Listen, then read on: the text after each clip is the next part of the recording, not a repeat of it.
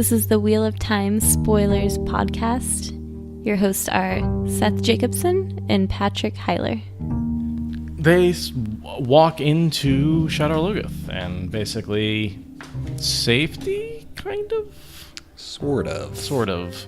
Except everything's dead.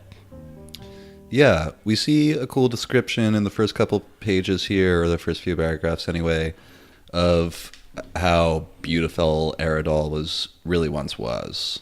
And what's, did we do the headings in chapter? Oh, it's the ravens in this one, interestingly. Okay. I'm not sure why. Rand mentioned several times before we even know what's going on, or before we would know what's going on as a first-time reader, that he feels like something's looking at him. Yeah, I don't really get the Raven one in this one. I don't really understand why that's the header. Me Because to neither. me that's, the shadow. Well, this isn't really the shadow. No. Is there a good symbol for Shadar Logoth? I mean, the dagger with the ruby hilt, that's one of the... Oh, yeah, geez. I mean, Yeah. It should be... This is where Matt gets it. Yeah. I have here, the largest building in Berlan would have vanished in the shadows of almost anything here. Big buildings. I mean, this is a city. Berlan, we talked about, was just like a little bit of a town. Mm-hmm. Like just barely on the upside of a city, sort of frontier town. Lots of wood.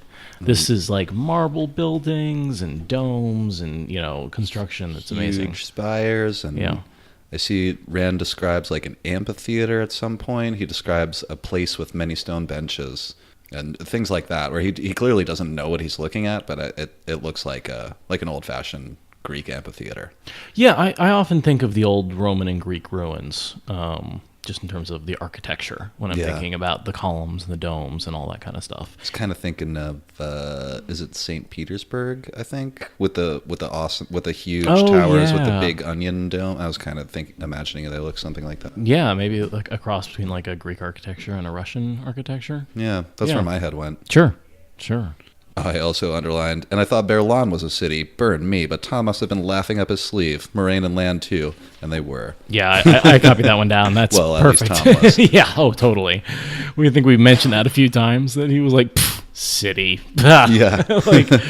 I mean, really, this is a city. This is a city on par with some of the great cities. Yeah, on par with all the old cities. So the Ogier cities. Yeah. So Tarvalin.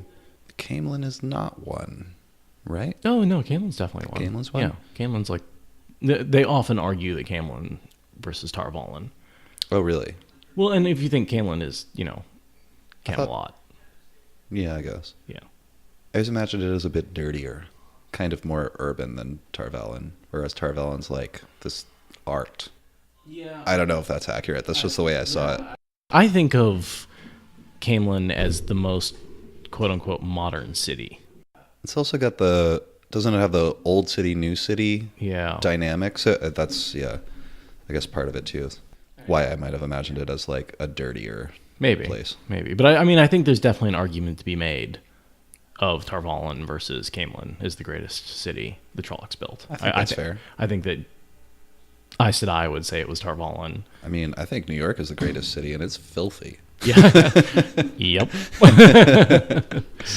That's true. I mean, I haven't seen a city that isn't at least a little dirty. Yeah. Yeah. Even with trucks to pick up trash, underground sewage. I've heard really nice things about European subways.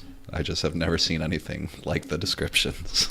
Yeah. When I think subway, I think like the smell of urine comes to me, and just the like don't touch the ground feeling, That stickiness when your shoes like rats run by and nobody's phased. Totally. You're just like, 6 today. Yeah. I think of the Philadelphia trolley system when I think of. There are some subways in Philly too. Yeah. There's looking pretty similar, but the trolleys go underground too. I did not know. I've only visited Philly. I never spent a lot of time there. Yeah, the trolleys are cool because they're like within 30 blocks of downtown. They're all underground, and then they pop up above ground further out. Oh, cool. Yeah, they're a neat system, but it still smells like urine. Yeah, and the mice were plentiful. Rats, whatever. So they find a building and take refuge inside. Lan says, "Bring the horses inside," he commanded. "Find a room in the back to use as a stable. Move, farm boys. This isn't the village green." He vanished inside carrying the Aes Sedai. That's what I was talking about in the last episode. "Bring the horses inside," Tom muttered wryly and puffed out his mustaches. He's obviously not used to taking orders from anyone. And he's probably used to having his horse taken. No, he's a little offended there. But Lan sort of makes a little spot in the corner for Moraine to lie down in because she can't even stand at this point. She's just so exhausted. Yeah, part of the reason I wanted to read that is because that's where it mentions Lan carries Moraine. Yeah, no, she's into the building. Unable to get up. And she still has to cast the wards around the building. Yeah, so she still has work to do. Yeah. This is where Nynaeve steps up and is basically like, well, I have herbs. What can I give you? How can I help? Essentially, is what she's saying here. And there's also a bit of a sort of a confrontation again between Nynaeve and Lan, which I really liked. I'll read this. She gave him a look from the corner of her eye. "The fact is, she needs my herbs, and so do you." Her voice was acerbic to start and grew more tart as she spoke. "The fact is, she can only do so much, even with her one power, and she has done about as much as she can without collapsing. The fact is, your sword cannot help her, Lord of the Seven Towers, but my herbs can." She's right. She's right. And again, this is just sort of where Lan's respect from her comes from, is Lan's number one goal is protecting Moraine and helping Moraine, and here Nynaeve steps in and is actually able to help Moraine. And just able to do something that Lan, in a situation where Lan cannot help, she is able to. Yeah. My head sort of went that she's so tough and she's always willing to challenge Moraine and Lan. She is not afraid of them. Because we know that eventually they have this romantic relationship. Sure. It's interesting to see some of these early interactions. I doubt that there's very much going on, kind of like what we were talking about between Tom and Moraine in an earlier episode. But there's these dynamics are just beginning. You know what I mean? I think it's the beginning of just Lan respecting Nynaeve. That's what I'm saying. Yeah, I don't think at this point they're flirting or falling in love, but she's challenging him. She's challenging him. She's got these skills. She's able to help him accomplish his goal. She's not just another villager he has to haul around and protect. Yeah. She's actually helpful. And she's just got an iron backbone. Yeah. She's just... Well, she has to hold up...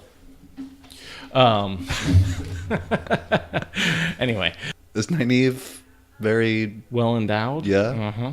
I don't remember that. There's a scene where she... Sorry, just for anyone who's wondering, I made a gesture towards my chest. She has an iron backbone to hold up her boobs. I decided not to glaze over it because I really don't remember that, but... There's a scene where she, steals the dresses from the Soldom in... Oh, yeah. And she's in Falma, and she's putting on the dress, and it's tied across the bosom. Jordan gave all the women big boobs, basically, but especially Nynaeve. Gotcha. Of the three main girls. Interesting. I don't know. I always kind of imagined her as tall and thin, but I never really put that much thought into it. She doesn't. Again, this is ridiculous, but just from the dress is she put even on, tall? She's probably not very tall. No. All the. See, I just made this stuff. I just imagined it this way. Yeah. I guess her big personality made her a bigger person to me. Yep. I think that's what happened. Well, and Moraine's tiny. Yeah. Really tiny. Yeah. I think Egwene is also. Egwene is definitely, she's average height, but definitely shorter than all Aes Sedai women and stuff like that, which makes her tiny when she's in the waist. I have the goofiest ways of visualizing characters. So, sometimes I make it up, like I did with Nynaeve. Yeah. But for Egwene, there's this girl I went to school with that just matches the description so well. So it's just her in my, right. in my head. I won't call out the name. That would be weird. So, if she's listening, yeah, a little bit. She's not. I know. But I've actually really liked the art you've been posting lately. The one where it's half of them as a younger character and half of them as a more evolved character. Where it's a split in half. You've been putting them on the Instagram. Oh yeah. And I think those are. I really like all the fan art out there. Yeah. I think those really, for me, capture how I think of the characters. Yeah, I like some of the images out there. One day I just searched for fan art for Bella, and there wasn't very much good that I good stuff that I ran into, but somebody had posted this like picture of a horse that's up on the Instagram that I just like, yep, that looks right to me. Shaggy horse. See, I think of Bella as actually looking a little more like a sheep. What do you mean? Like a curly haired, like a yeah. Somebody commented like, that's probably too big to be Bella, and I was like had the thought like, oh, you're probably right. So I go on this Wikipedia tangent, like researching breeds of horses that Bella could potentially look like. Yeah, I know. But there's a type of horse that it's an Icelandic breed that looks like what you're describing. Okay. They have like shaggy hair and they're sort of furry, but they're small. Yeah. I think you both. That's more like a Clydesdale. Yeah. Yeah. Which awesome horse. Just someone had like tagged it, and I was like, "That's the right color." And sure. I think the picture really captures the spirit of Bella. Mm-hmm. Just sort of the friendly, big, goofy horse. Yeah, there's some really good stuff out there. Yeah, there is. I really like the mirror draw that I posted. This photo. I'm showing Seth right now. Yeah. I just thought the eyeless was done well.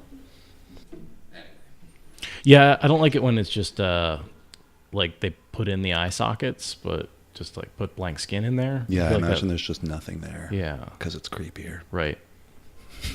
Anyway, we have diverged quite a ways at this point. We're talking about Nynaeve's boobs. Yeah, that's how that started. God. All right, anyway. Oh. Well, you said what? She had an iron spine or a steel spine? Yeah, that's where we left off. So let's get back to that. For standing up to Lan and Moraine all the time. So we see her dose. We see Nynaeve dose Moraine again, and then we see the boys in the back. And Allie, Matt announced. Let's go. Drawing his head back in from the first, they could all see that much from where they were. The second doorway was only a black rectangle in the rear wall. Matt went through slowly and came out much faster. Nothing in there. I love Matt, so I love the little scenes like this. I guess maybe it reminds me of myself in some ways. I've said that before. Just sort of always keeping an eye out for an escape, always trying to like figure out a way to make trouble. And a little. Yeah. Like when we moved into the house on Clinton Street, and I was like, well, better figure out what's in that crawl space. Like immediately, first thing I do, I have to know what's in there.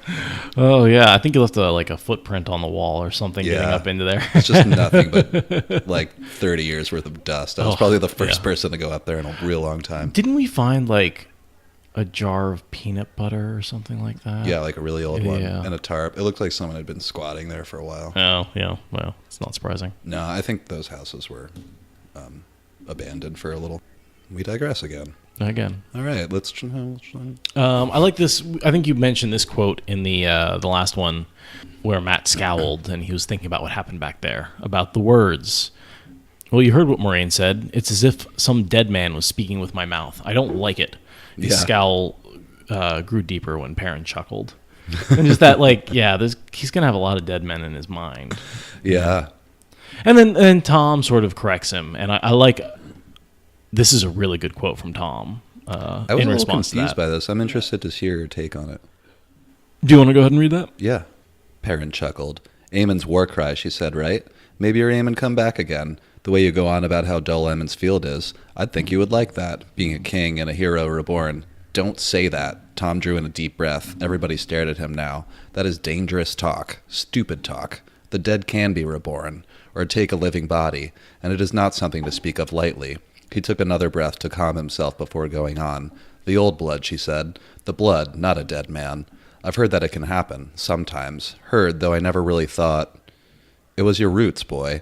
A line running from you to your father to your grandfather, right on back to Manetheren, and maybe beyond. Well, now you know your family is old. You ought to let it go at that, and be glad. Most people don't know much more than that they had a father. All right, so there's a lot there. Yeah, but why is he... He seems upset. Is it because they're potentially talking about the Dragon Reborn, and is Tom gleaning that? Possibly, yeah. I think they're kind of joking around, and he knows enough of the stories to know that when the dead... So I think there's two things he talks about here. The dead can be reborn or take a living body. And I think with the reborn, he's talking about the Dragon Reborn. But when he's talking about them taking a living body, I have to assume he's speaking about the Forsaken there. Because that's the only situation where we see someone who's dead take a living body. Right. If the Dark One is directly involved. Exactly. Ooh, yeah. So that's very That is- evil, is, a soul taking over a living body. So I think that's sort of where he's like, let's be careful. Be careful. Don't talk about that. That's of the Dark One. Yeah, that's what he says. The dead can be reborn or take a living body, and it is not something to speak of lightly. Well, and the first part is a reference to basically the heroes, what Tom would have heard of, or what I can think of from other stories, is the heroes of the Horn. We Sure. know a lot of people would know are reborn from time to time, and the dragon. Right. Nobody else. I mean, They're everyone else, but these are specific people. Yeah. and they're will be linked to very important events, Right. and Tom would know that. And if you speak about that and people overhear you, they might want to take advantage. If I know you're, Guidal Kane reborn, it might be worth showing you how to use a sword or something. Talking about those things can be dangerous. Sure. And I think maybe he's just worried about bringing the Dark One's attention And especially the Forsaken thing. or like even talking about that around like Moraine too may not be the brightest idea. And if that's Tom's theory about what's going on, he's right. We see later when the Tollocs enter Aradal, Lan says out loud, if the Tollocs have to be driven by the Fades into Aradal, who's driving the Fades to also enter because we know that the Fades won't enter the city either. Right. Well, and Ishmael, right? Right, and who else could drive the Fades? A Dreadlord. That's it. Or one of the Forsaken. And as far as we know, Ishmael's the only Forsaken that's out. They don't know that. They can only suspect, I suppose. Yeah. I mean, Lan's just saying there's got to be something else out there, Mm-hmm. But I think I think they suspect that there's a Forsaken loose, at least one. Yeah. Scary stuff, kids. So then Tom basically says, I think you ought to forget about it and concentrating on getting out of here safely.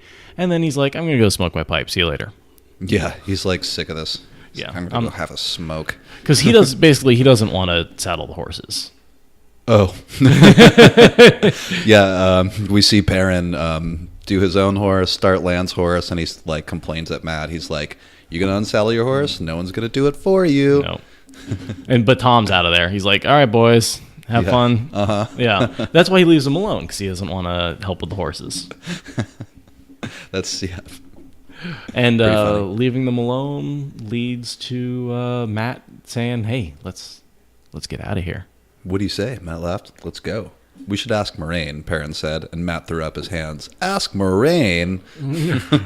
Because she's going to say no. Yeah, in my notes I just wrote, page 279, Perrin talks sense. Yeah, let's ask Moraine, because it's really stupid to go out in this city. Because, I mean, they don't realize how dangerous it is. She really hasn't really... She was saying, we're not even going to go here. So she hadn't given them a lot of information. Then they're on the run from the Tollocs. Yeah. Then she collapses. They know very little about this place now, except its name. And they don't even know Shadar Logoth. They just know it as Aradhall. Well, Matt manages to talk them into it. Oh, Doing yeah. a little Of course exploring. Matt does. Bad idea. Free, he laughed, free. He slowed until he was turning a circle, staring at everything and still laughing. The afternoon shadows stretched long and jagged. Did you ever dream of a place like this? So he's out there running around and just being a little boy, essentially. Yeah, and just the three boys are out. They explore a bunch of buildings, and we get I don't really have anything to say about the next couple of pages while they're exploring. It's just sort of Shadar Logoth in detail. Do you have anything for that?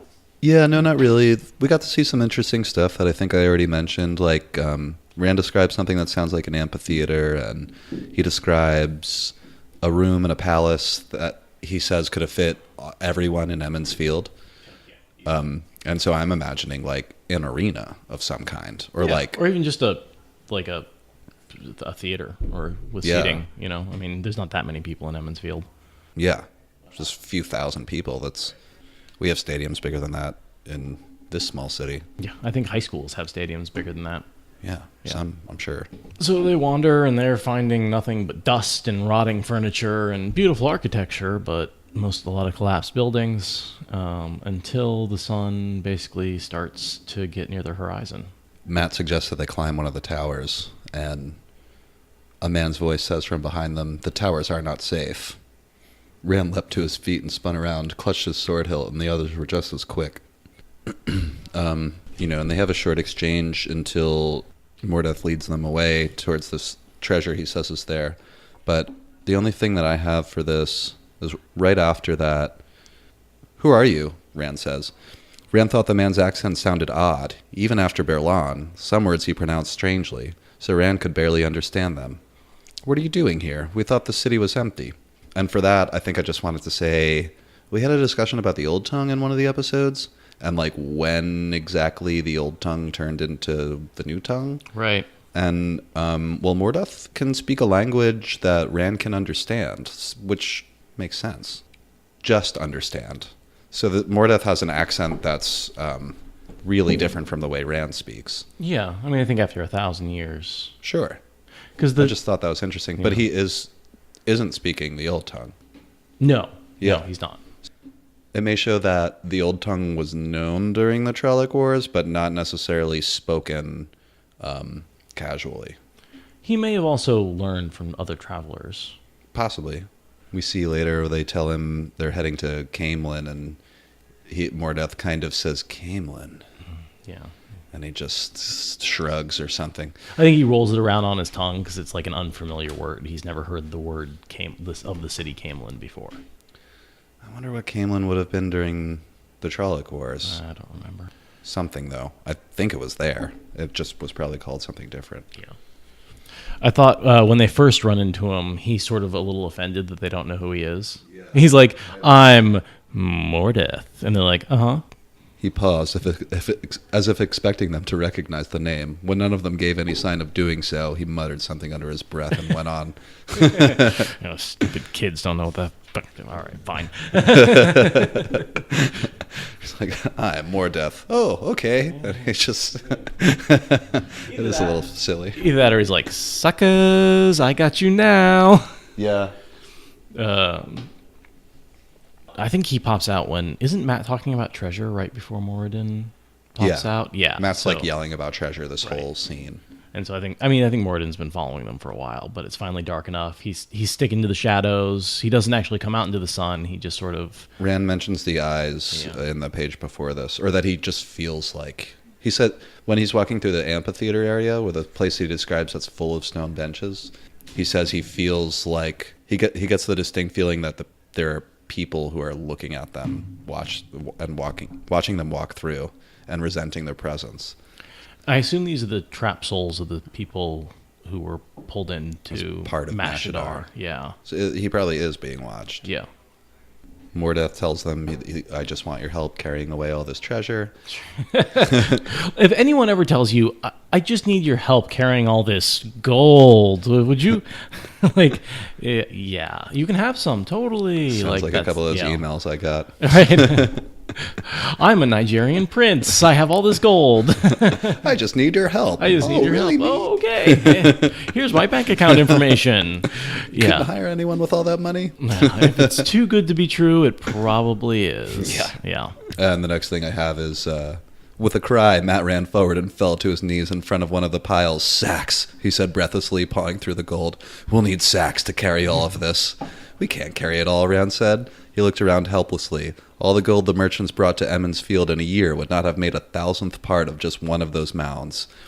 Yeah, so he's saying all the profits from all the tobacco and wool wasn't 1,000th of one of the many piles. I sort of envision Dragon's Hoard, piles of gold coins. That's what I'm seeing. Just a huge room with just mounds of gold. Yeah, or Aladdin style, where he goes down into the treasure room and it's he grabs the one thing and the whole thing starts collapsing around him. The only thing that's missing from this scene is smog. Yeah. Yeah. We get Mordeth instead. He's even scarier. I think so. Yeah. Rand notices right away that there's something odd about him.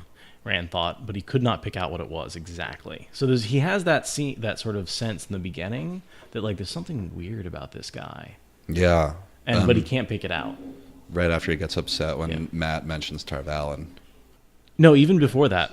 There's a scene like when he first runs into him, when they're first about to head down.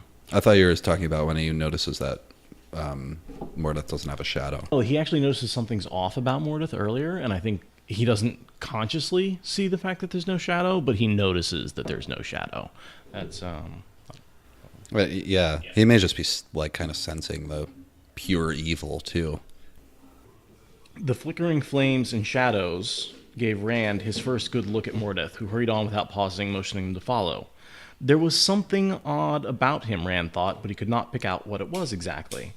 And then there's a bunch of descriptions about clothing and top and his boots and his vest and his shirt and, certainly not clothes, blah, blah, blah.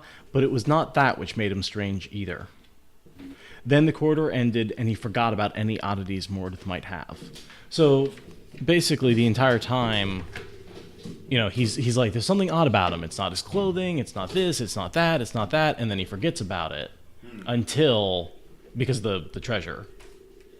Yeah. And then later he says, oh, now I know what's so odd about you. Now it's come to me. You don't have a shadow. So there's that whole paragraph where he sort of leads up to it.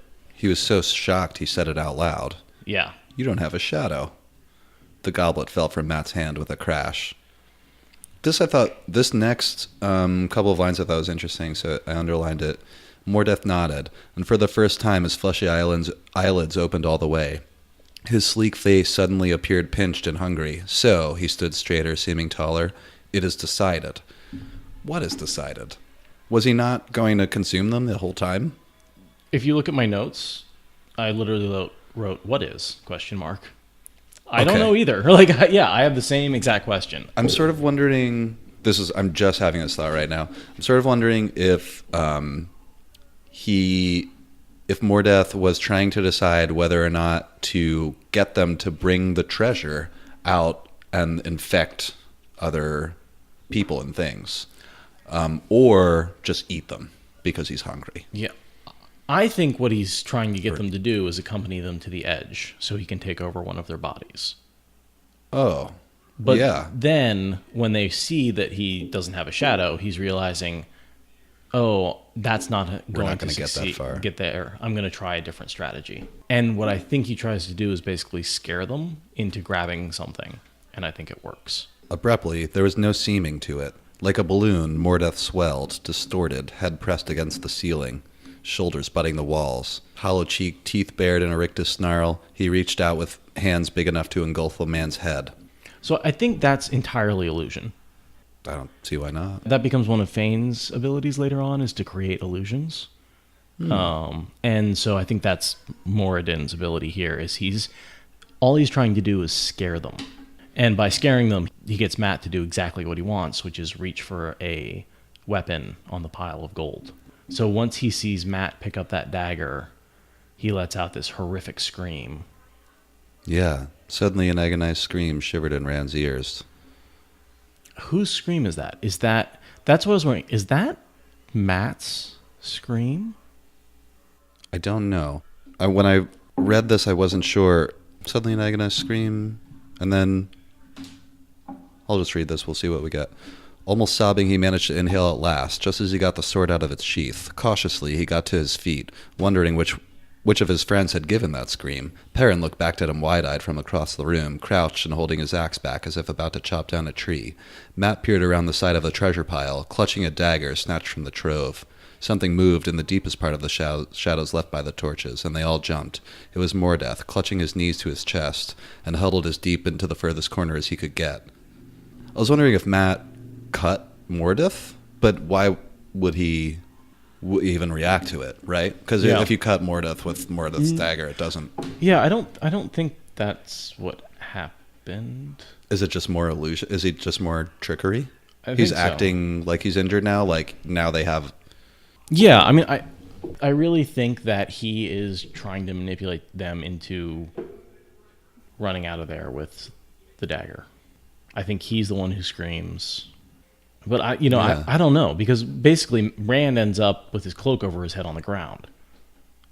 So he doesn't see what happens, and I don't think we ever get any clarification about exactly, did Moradin somehow touch Matt? He didn't. I mean, he says he didn't touch him. Yeah. I don't know who screamed. I don't know what was decided. I was just thinking for a second, like maybe if he hit him with the heron mark blade, he could create a response. No, but I mean, I think that you have to sort of look at what Moradin's goal is here. His goal is to get them to take some treasure with them, and they're not going to do it.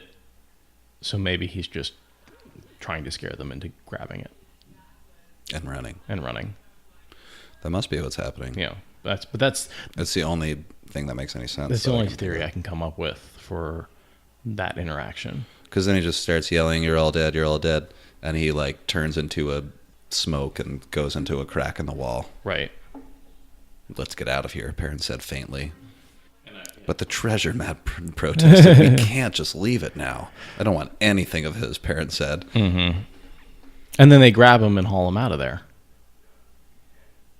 while he still has the dagger on him. Mm-hmm. They literally, Rand grabs one arm and Perrin grabs the other, and they drag him out. They drag him out, and I can see them just picking him up between them and just like kicking and screaming, "Put me down! I want that gold!" Like, and then, but he's got the... Yeah, they're trying to be like, "You're just going to stay here and stuff your pockets until he comes back," and Matt's just gesturing at the, look at the gold, at the jewels laying everywhere.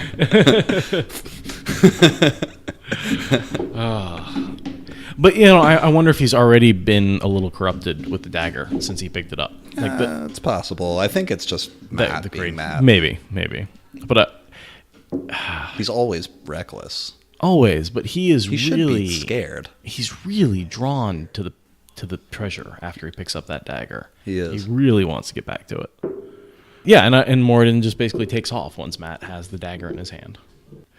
So they get out to the surface, and this is something I had missed every single time, and I just caught on this reread, is Matt goes, they're sort of freaking out, and Matt goes, "At least we're out of it." Matt got up from the bottom of the pile, dusting himself off in a shaky imitation of his usual manner.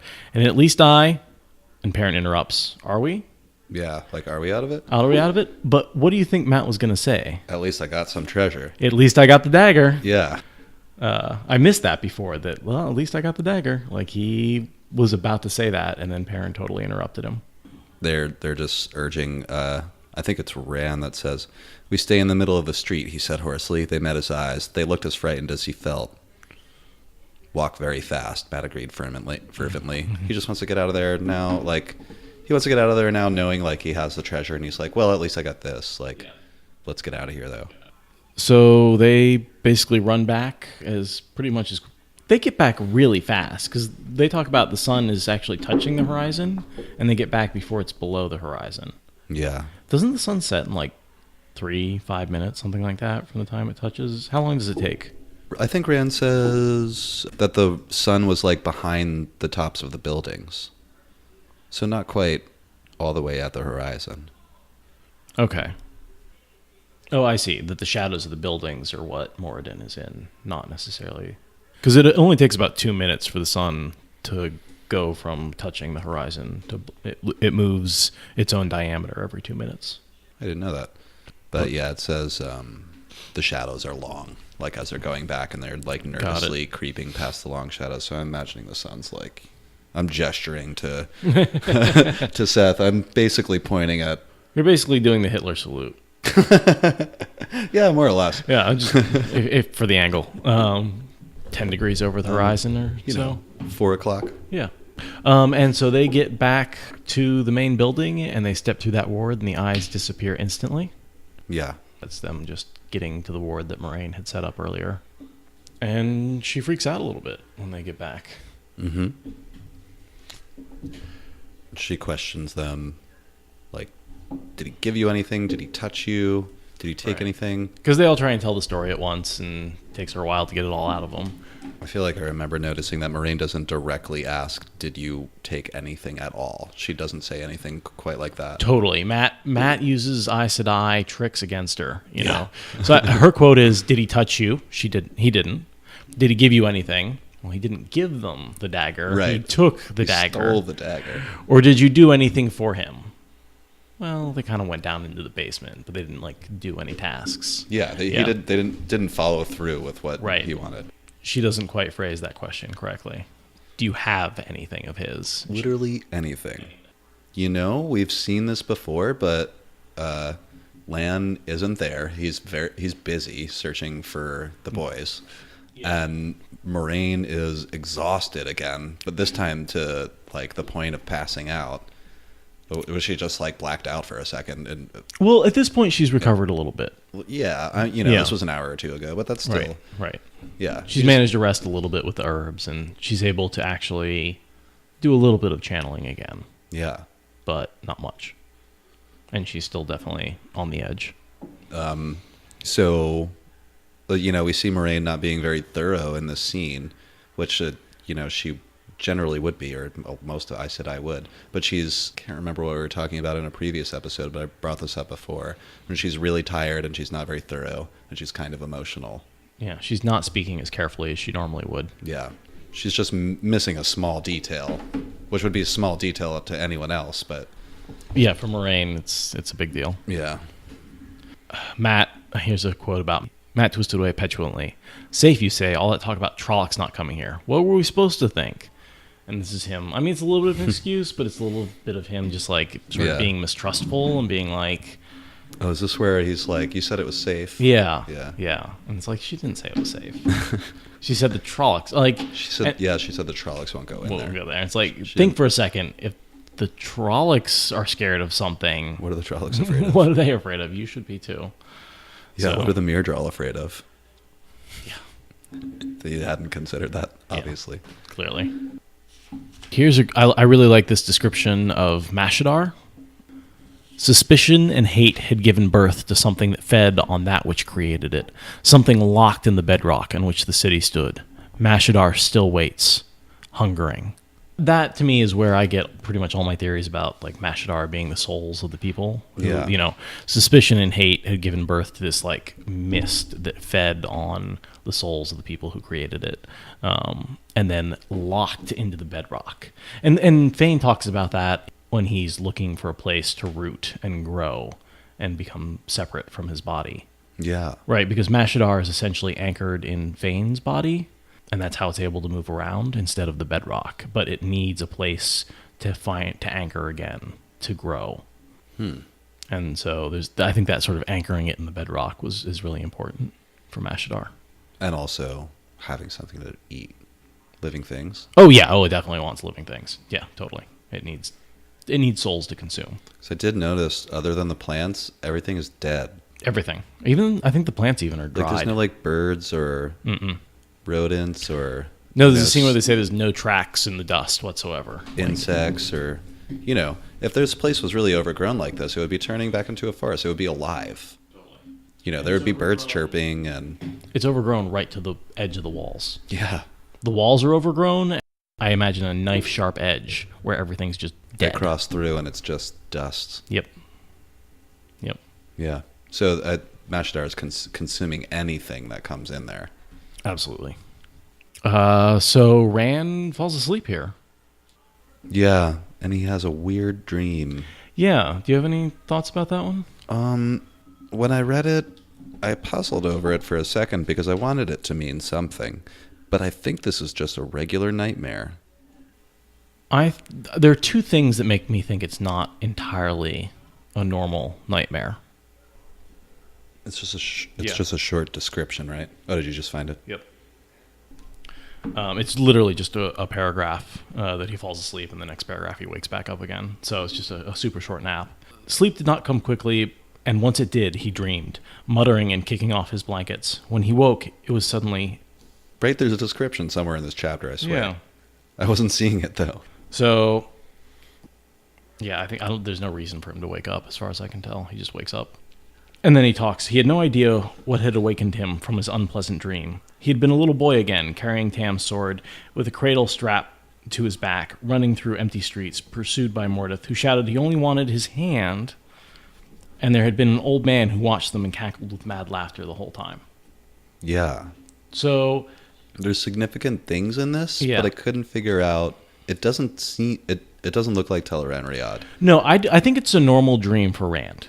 But But there's a bit of like the hand thing. yeah, I I think was like, what is that? That might just be some foreshadowing. Yeah. Maybe a prophecy dream, but I think it's more likely foreshadowing.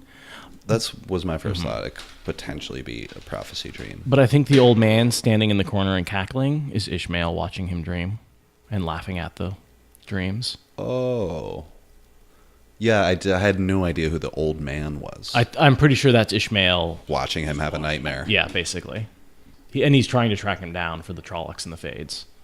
Or giving him a nightmare. Actually, that's a good point. No, I think he cackles because he finds him. And that's how the Tollocs are zeroing in on where they are. Oh. Rand falls asleep, and that gives Ishmael... That's perfect. A And he's clue. running through Shadar Logoth, so he could be in Tel'aran'rhiod. Or even just picturing where he was running, and so Ishmael could recognize that and send the Tollocs after them. Pursued by Mordeth? What? Mordeth can't be in the world of dreams. No, but like I said, I don't think he's in the world of dreams. I think Okay. he's just having his own dream with Ishmael watching. But because in his own dream he's picturing the areas of Shadar Logoth he saw, Ishmael can watch him dream and be like, "Oh, yeah, I recognize that. Yeah. I can send the Fades in that direction." Couldn't you find someone physically, through like if Ishmael is using his skills as a dreamer? I don't think so. I don't think there's any relationship to physical location to the dreams. He does use his ability to track Ta'Viren to find him, but he does have trouble finding him sometimes. But, that I could be wrong about that one. But I don't think you can track somebody through their dreams, their physical location anyway. Other than what they're dreaming about, or... I wish I had all the Tel'aran'rhiod info in Yep. front of me, but it's not worth it right now. Yell at us on the internet. Yeah, so he's jerked awake. He's had that weird dream, and Lan comes in a few minutes later. Yeah. Land opened his hand. 3 small objects fell to the tiles in front of her with a clink of iron. 3 blood-red badges in the shape of horned skulls. There are Tollocs inside the walls, Land said. They will be here in little more than an hour, and the Davol are the worst of them. And these are all the Horned Skull. I think in the last chapter we sort of talked about maybe there were 3 different badges. Yeah. But these are all the same. Oh, yeah. It's probably just, I was thinking about that while we were taking a break in between.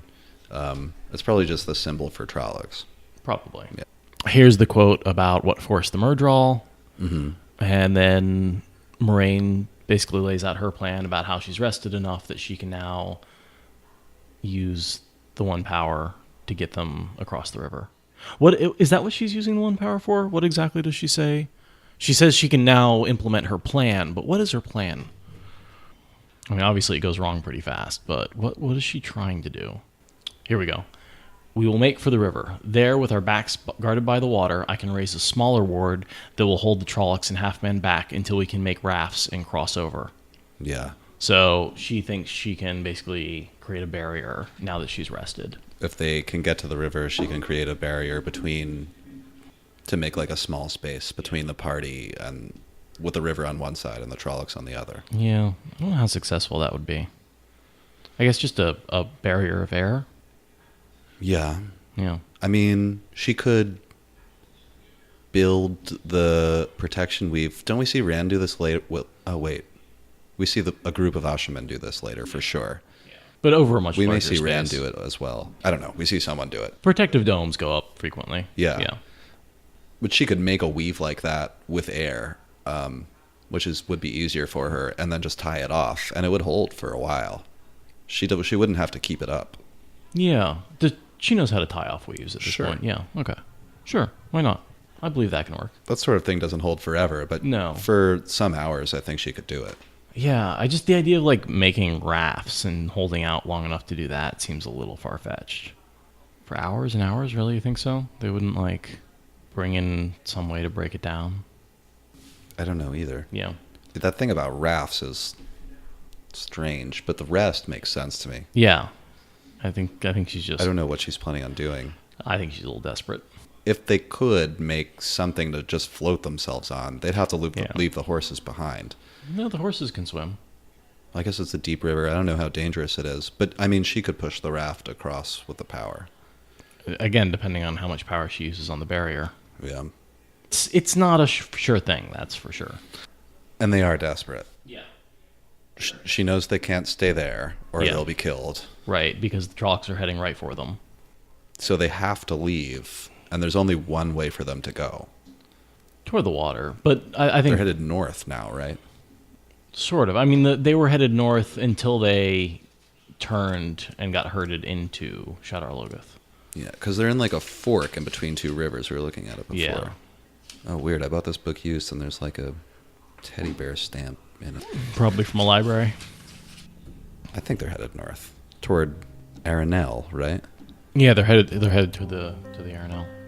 Yeah, that's the one that runs north towards Saldea. Or I don't know if it runs south from Saldea to Berlin or which way it runs, but... Because that's the river that goes right by Shadar Logoth, right? That's the only one there. I mean, we know that river is navigable. So maybe... I mean, geez, if they could just float on the water, they could get away. Yeah. I mean, she definitely says she's hoping for a boat, too. Yeah. It looks like it's running south, just the way it's shaped, with the offshoots and things. You need to pull up a better map. Kind of Mississippi-like, I'm imagining. If it's navigable by these huge ships, you know. I'm imagining it's a very big, like the Mississippi or the Amazon. I mean, this goes all the way from Meridon to Ilion.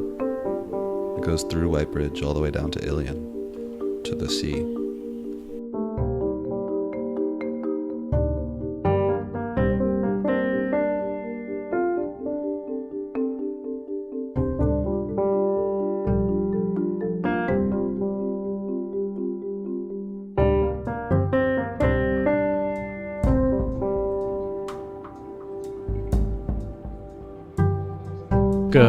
It's going to be a bit of a late night for us. We did a kind of a late start, and then we've just been talking a while and hanging out before we, between coming into Shadar Logoth and starting this chapter. Yeah, we usually get together and once or twice a week, and we record 1 or 2 episodes. It's like kind of we don't have like a definite schedule, but we often we'll sit down and just record 2 back to back, and we just release them since we're releasing 2 a week anyway. Yeah, it lets us meet once a week and release 2 episodes. Yeah, or we can meet twice, and sometimes we've done 4 in a week, and then this way we can we don't have to meet twice the next week, or right, whatever. or we can skip a week. Yeah, I think occasionally we've missed a week, or maybe we've only recorded 1 episode for a week and still put out 2. Yeah, sometimes we just do 1. Yeah. Yeah, it's just been, it's nice to have a bit of a buffer so you guys keep getting episodes on a regular basis. That's why it's always the editing that's the slow part, because... In case Patrick gets hit by a car again. Yeah. You're not allowed to get hit by another car, all right? It scared the crap out of me. Scared the crap out of myself. Well, yeah, I mean... but I get that text. I can't make the meeting today. I was in a bad accident. I think I may have a concussion. It's like, oh, jeez. I need to get that checked. I need to go to the hospital. My face hit that asphalt, man. I mean, I guess luckily it was really my face and not like the top of my head or like the side of my head, Yeah, I mean, your face is ugly enough as it is. Yeah. a little extra scarring is not going to make a difference. I got like a black eye. This big scuff on my face. I'm surprised it's not much of a black eye. It's more of just like a scrape across your face. Well, it really went down pretty quickly. It's still puffy, but... A little bit. It's more... Hey, he's got a big scab on your cheek now. Yeah. And a couple on your elbows and palms. And yeah. Yeah. And I bet you're just sore as hell.